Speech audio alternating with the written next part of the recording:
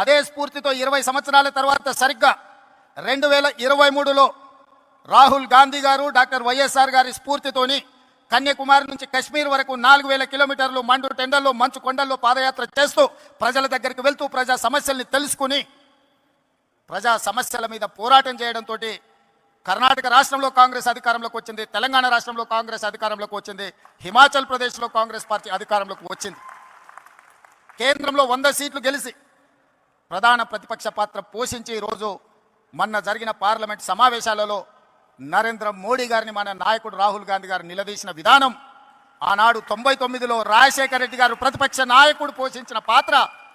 ఈనాడు రాహుల్ గాంధీ గారు పోషిస్తున్న పాత్రను మనం పోల్చి చూసుకోవచ్చు. ఈ సందర్భంగా 83-84లో వైఎస్ఆర్ గారు